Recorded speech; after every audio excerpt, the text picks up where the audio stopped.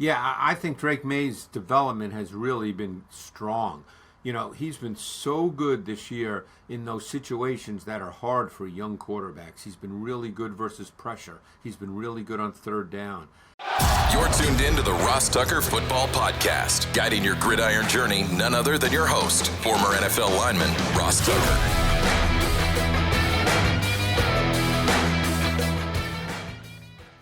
Oh, yeah, it is. But it's not just any Ross Tucker Football Podcast. It is a Finish Strong Friday, which means Greg Cosell is in the house, and Greg Cosell is presented by Liquid Death, the best water and especially iced tea of all time. Huge fan of Liquid Death iced tea. How about last night's game? That was an absolute stunner. Nobody was expecting that. I'll get into that. And I got some winners for you guys after we talk with the civilian GOAT, my guy, Greg Cosell. It's Big Show time. The Big Show. All right, so Greg, really looking forward to asking about this one. It's the Browns and the Steelers. Steelers obviously had a bye, so there's not a ton to talk about there. But I know we got a lot of loyal listeners or people that check us out on YouTube, youtube.com/Ross Tucker NFL, that are Browns fans. And they're really curious to hear what you saw from Dylan Gabriel in his first start for Kevin Stefanski over in London against the Vikings. Efficiency, and I think that's what Stefanski wants. Efficiency. The fact is that Gabriel, he's obviously not going to be a big play quarterback. His arm's a little better than people might think, but he's not a guy you're going to just drop back and have him drive the ball down the field. They want an efficient offense built on the run game. Judkins looks like a legit feature back. That's the way they want their offense to work. Judkins had 23 carries in the London game. Whether it's 23 carries every week, but that's the template. That's the profile they want their offense to be, and they want Dylan Gabriel to be a piece of that, to be a complementary piece, work off that, deliver the football, move the chains. That's essentially what they want their offense to look like, and Gabriel, for his first start, looked like he could handle that style of offense, which is essentially what he is. I got to tell you, he didn't put up huge numbers, Greg. I was impressed. Oh, I was too. He and I know he played a lot in college, but he did not look like a rookie at all to me. No. When the Vikings brought pressure, he was calm. He got the ball out quick. It's a little thing, Greg, but they would run a boot, and there'd be a guy in his face right away. Yeah. And he still would get the ball out and complete it. It wasn't a situation where he just would take a sack or he would dirt it. I mean, he was able to navigate guys in his face on those boots and stuff. He's got a nice way about him. No question. And he's a very mature guy. I remember listening to him at the podium at the combine because he's older, and he's very, very mature. And I'm sure he knows what he is, what he can do, and what he can't do.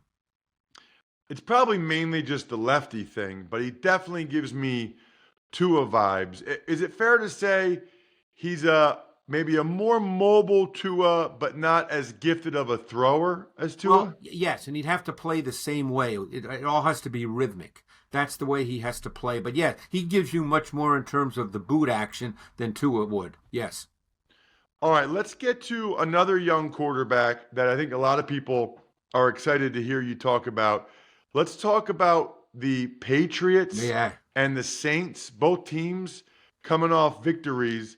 And Drake May really, I think, for the first time, announced himself, if you will, in front of a national TV audience. Huge win on the road, and he made some really spectacular plays late to get it done. Yeah, I think Drake May's development has really been strong. He's been so good this year in those situations that are hard for young quarterbacks. He's been really good versus pressure. He's been really good on third down. They've been throwing the ball more on first down because their run game hasn't quite become what they want it to be. He's been really good throwing the ball on first down. He's a very comfortable player right now, and he gives you that added dimension of movement. But he's not a guy that looks to run. He can run. He uses it as a parachute, the last thing. But he's been very, very efficient from the pocket. And again, another guy that rarely gets stuck in the pocket. The ball gets out. I've been, Clyde Christensen was at North Carolina 2 years ago. And I got a chance to talk to him. I was actually down there. And he just raved about the maturity of Drake May and the kind of player he is beyond just, the X's and O's. But that's showing up on tape, Ross. I mean, you can just see how comfortable he is as a player right now. Boy, that's encouraging. I wonder what happened to him that last year at North Carolina. Because going into the year, people were so excited about him, and he just didn't have a great year for whatever reason. They lost all their receivers and running backs, didn't they? They did. It's so interesting, just a very quick point about evaluating quarterbacks. His traits didn't change. That's the thing. You start with the guy's traits. Obviously, in the NFL, you want to look with a quarterback about leadership and communication and character. That's obviously very important, as you know, having played in the league. But you still start with the traits, and his traits didn't change. So you've really got to do, in-depth work to find out what happened. But as far as the player himself, he's the same player in terms of what his attributes are. Let's talk, Greg, about one of I think the best games of the weekend. I mean, we're talking about the Niners and the Bucks. Yeah. They're both 4-1. I would expect it to be Mac Jones again, as they're going to try to nip this Purdy thing in the bud, and Mac Jones has played well. Yep. And on the other side, Baker Mayfield's just must-see TV this year. He's so fun to watch. The Bucks are must-see TV. Every game they play comes down to the last play. It's thrilling. It must be fun to be a Bucks fan, and they win more than their fair share. Let's talk about these two teams, Greg. What are you thinking about in this matchup? Well, the whole Mac Jones thing really made me think, and you know the way I think about this stuff, Ross. So just to make sort of a quick point that in many ways reflects both Mac Jones and Baker. Baker's more talented, obviously, just as a thrower of the football. And you know this. I mean, when you talk about the quarterbacks in the league, whether it's the 32 starters, whether you can even go to backups, because theoretically that's what Mac Jones is, the talent gap between probably 80% of these guys is not that extreme, okay? Yeah, there's a few elite guys that have, traits that we would look at as special. Maybe there's a couple of unicorns that are really special. But when you think about quarterback play, most often, Ross, it's really about the system that they learn in, regards to the schemes, the play caller's ability to help them play and process consistently, how they set them up so that they can most consistently throw to the primary read. It's really more about that than the fact that, wow, this guy's just a super incredible talent. He can do all this great stuff. I think Mac Jones is a really good example of that. He fits that Shanahan system, which is so precisely choreographed with footwork, with eyes, getting the ball out. I mean, look, when Mac Jones played in that Thursday night game, you could tell the Rams pass rushers, because they're basically a 4-down team as far as pass rush, and they're really good. They were getting frustrated because the ball was getting out because it was so well choreographed. Yeah, that was clear. And, man, That's why, when I ever go on Niners in San Francisco radio, and they're not happy, and they talk about Kyle Shanahan and, Ross, he's had this many seasons of blah, blah, blah. He would get hired in a second. He wouldn't make it out to his car before he'd get hired. I mean, there's certain guys, you think about McVay and O'Connell, at this point, their track record with different quarterbacks is so good that they're worth whatever you would pay them. Right. Because you can get winning football from quarterbacks that are not making that much money. Now, I mean, I know Purdy is now, but Purdy wasn't making that much. Mac Jones isn't making that much. And they've won a lot of games with those guys not making much. I mean, they were in the Super Bowl with Jimmy G. I mean, and they were, one or two passes that probably should have been complete away from winning that Super Bowl. What about the Bucs on the other side, Greg? I mean, they haven't had a game yet with Godwin and Mike Evans. Ibuka, you shortchanged him, Greg. I'm going to go back and listen to the tapes. You said, well, he's not elite, but I think he'll be in the league for 10-plus years. For what he does, he's really good. I think he might be better than you thought, Greg. Maybe. He could well be. I think it's funny because seeing him on tape in the league, I think he looks, and he's not a burner in the sense that you talk about the burners, but he's shown more speed than I thought he had coming out. I remember his pro day because he didn't work out at the combine. He ran a 4.48, which is obviously not slow, but not burner speed. But he just knows how to run routes. And the thing is he's advanced so quickly that when they get into critical situations, they throw him the ball. They design the concept where he's the primary. He caught a touchdown this week on a 20-yarder, I believe. It was the exact same concept they won the game with week 1 versus Atlanta when it was, maybe a minute left or less than a minute left. So, they look to him as the guy when it's critical situations. Now, obviously, Evans is out now, and Godwin's just coming back. But again, this is a team that throws the ball really, really well on first down. And we know Irving is out again this week. So they're a very fun offense to watch. And Baker, he's playing with great confidence. The ball is coming out of his hands. And he's a big-time thrower of the football now. People don't think of him that way, Ross, but he's a big-time thrower of the football. He really is. I've seen some throws on tape that I'm like blown away with some of the throws that he makes. It almost makes me I need to go back and remember what happened in Cleveland. I think he was getting hurt a few times. Yep. And I think that there was, some comments he made that maybe they didn't care for. I'm trying to remember exactly what happened there because I'd love to see him in the Browns offense with Stefanski. I feel like that'd be perfect. And it's funny how the perception changes. Look, I don't know Baker Mayfield, so I don't know what he was like when he was 22 versus what he is now. But it's interesting how the public perception always changes of a quarterback as they mature as a player. Again, I don't know him as a person. So when he was 22, 23, he was reckless and undisciplined, but now he's got a lot of moxie. It's funny how how the perception changes, You're exactly right. And listen, I mean, they won a road playoff game in Pittsburgh, and they had the Chiefs on the ropes in the divisional round. I mean, if Chad Henne doesn't make an incredible play, the Cleveland Browns win a playoff game in Kansas City, which is just incredible. But he's a very talented thrower of the football, by the way. And no one, like I said, and I know you agree, no one thinks of him that way. They think of him as kind of a fun guy to watch. And, he's got, like I said, a lot of moxie, a lot of toughness and grit. But they don't really talk about how he throws it. But he's a really good thrower. All right, Greg, let's talk about maybe the game of the day. It's Sunday Night Football. It's the Lions and the Chiefs. Very interesting game because it feels like the Chiefs are kind of getting their mojo back offensively, but they lost. And they're 2-3. They're not winning every close game this year. Well, all of a sudden they've got a ton of speed on offense. And I don't know if I mentioned Brashard Smith to you last week, but, he's becoming more and more involved in their offense. The rookie from SMU.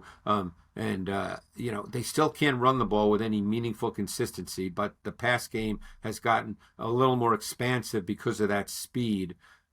So that's been a real positive for them. And you know what? They're set up well in this game because Terry and Arnold's out. Now the Lions, again, back in the secondary, have to go, down to the bottom of the barrel a little bit and play guys that are backup types. So, maybe this is a game again where the Chiefs can throw for a lot of yards. It's a good point. The Lions are up there with the Niners and the Chargers in terms of teams that just have so many injuries every year. It's like I don't know how much of it's misfortune or whatever, but it's such a shame because they have such a good team. They're number one in my power rankings on Tuesday. And again, who knows what's going to happen this week? I'm not one of those guys, as you know, that changes my mind week to week. Quarterbacks have bad games every once in a while. That happens. It's the NFL. But Jared Goff is such a good quarterback. I mean, and understanding that offense, which I'm sure is not a whole lot different than when Ben Johnson was there in terms of the schematics of it. He is just a really good quarterback. He's probably old school in the sense that he's not going to make plays with his legs, but in terms of throwing from the pocket, being able to make big-time window throws between the numbers, seeing things clearly, he's a really good quarterback. You know what, too, Greg? Obviously, he had some really good moments with the Rams, but the Rams decided he was not good enough. He goes to the Lions. He's another one that I feel like two things can both be true, Greg.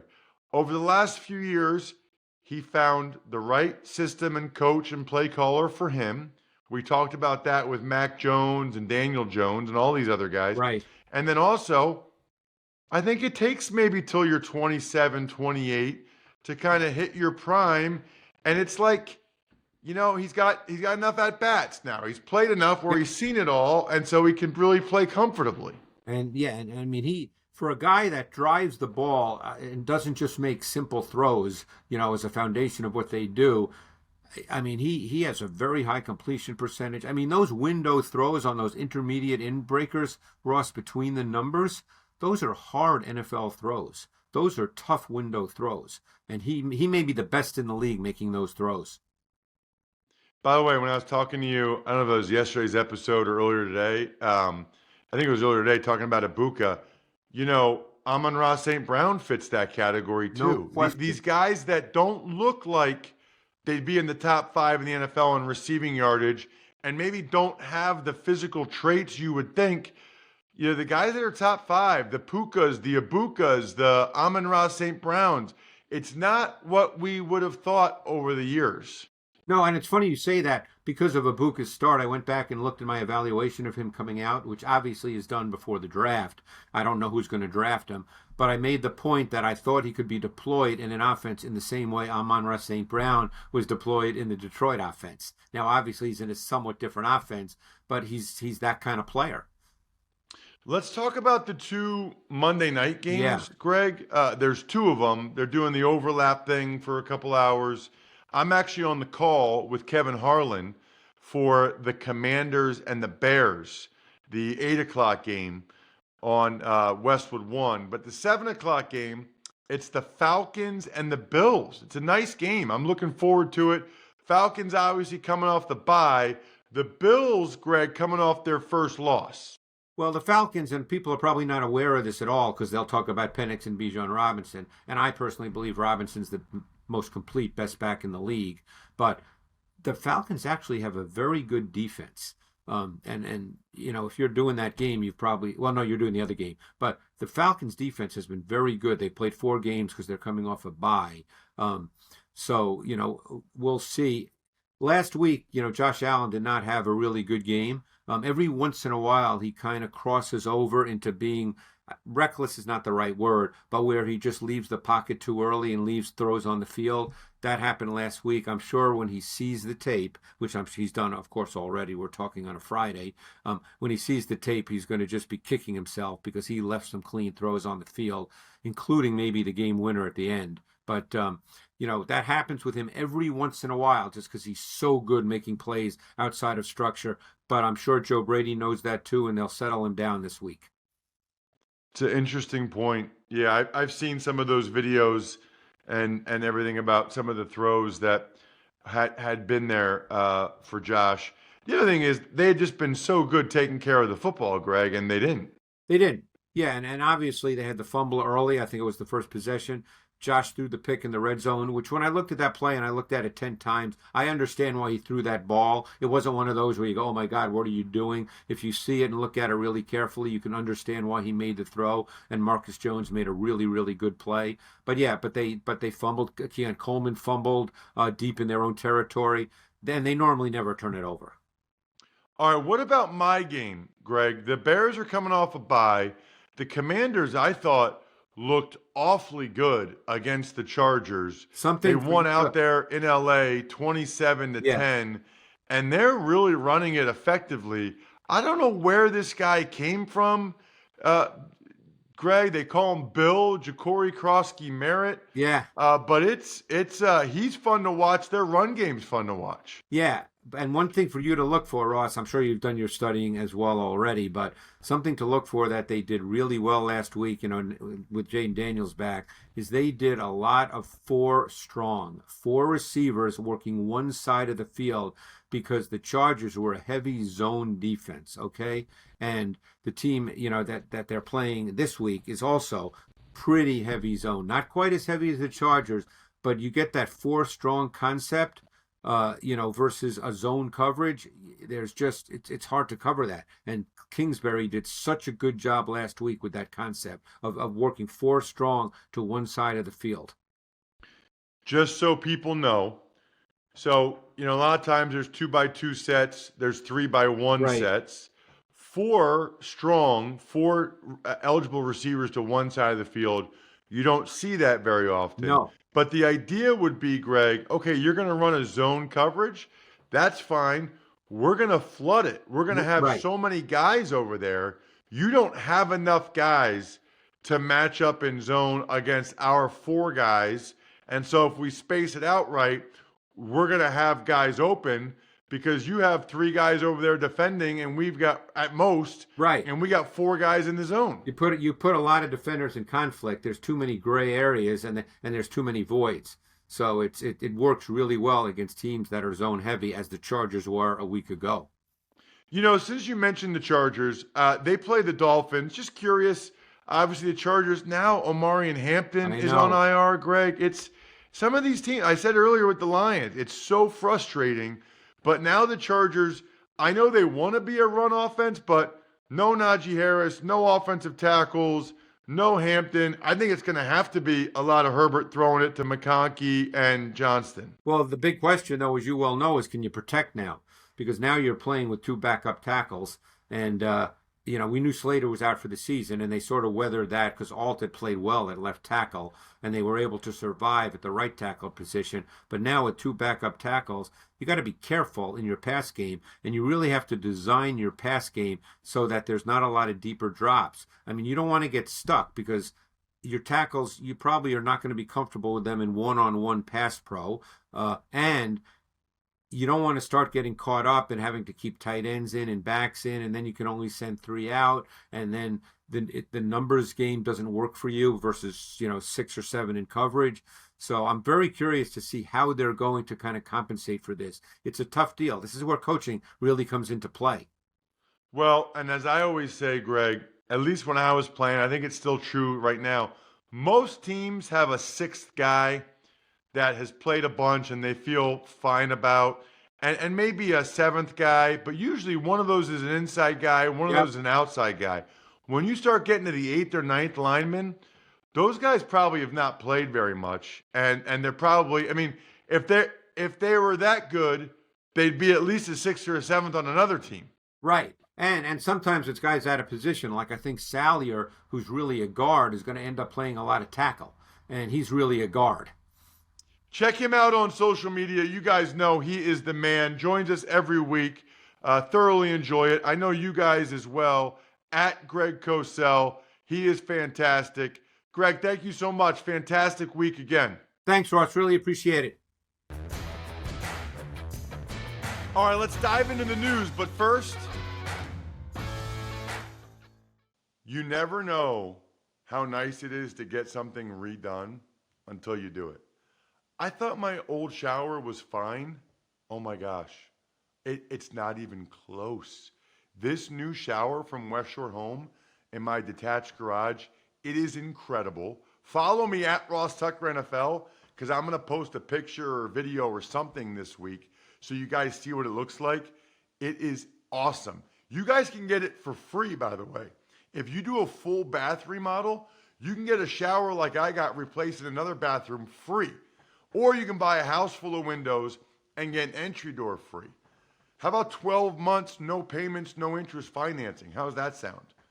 And then I'm giving you guys an extra $500 with this exclusive discount. You got to schedule it through westshorehome.com/Ross. At least get the free estimate and forward it to me when you do that. You will be the winner this week. westshorehome.com/Ross. Offer expires this Saturday, October 11th. See website for details. At this point, I really think my Labatt blue cooler backpack is like one of my top 10, maybe top 5 prized possessions. And I got it essentially for free just by going to rewards.labattusa.com. You buy beer, you get gear. I've told you guys before, even if you're skeptical or you don't know, whatever, First of all, you should try Labatt Blue Light. Secondly, you should go to rewards.labattusa.com just to see the sweet merch you can get if you buy beer to get that gear. Tuck's Takes. All right, Ross, the Giants, they just dominated the Eagles across all facets of the game. Big win for the Giants, 34-17.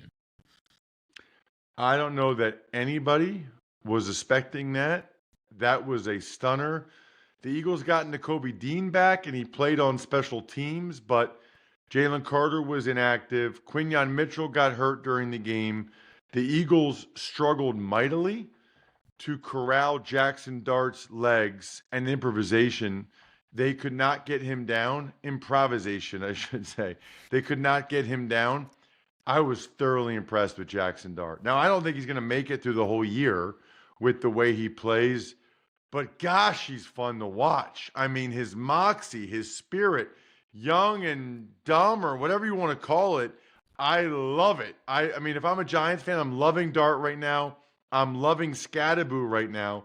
The Giants clearly took advantage of no Landon Dickerson at left guard, of Quinyon Mitchell being out and the corners. The Eagles tackling was an issue. They had a bunch of penalties again. But the biggest thing is the Giants were just the more physical and aggressive team. The Giants took the fight to the Eagles. They were much better on third down. Hurts missed a wide open touchdown to Devontae Smith, which could have changed things. He threw a horrible interception to Cardale Flott, and then the A.J. Dillon fumble pretty much sealed the game. Super impressive win for the Giants. I'm telling you, this Scadaboo guy, I asked Demario Davis about him. You'll hear that on tomorrow's Saturday sit-down with the star Saints linebacker. I talked to him a lot about Cam Scadaboo. Can't believe he was a fourth-round pick, just like Bill Krosky-Merritt was a seventh-round pick. I do have some winners. I'll let you know what they are right now. Alex Barker made a comment on IG at Ross Tucker Pod.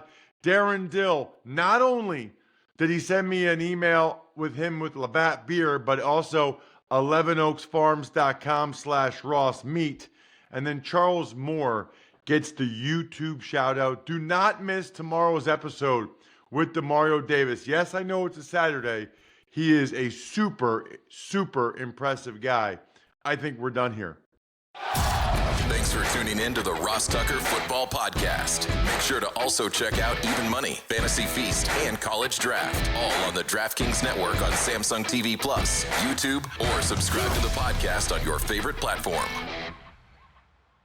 Shout out myfrontpagestory.com, backoffescheduler.com, humanheadnyc.com, Sporticulture, Pizza Boy Brewing.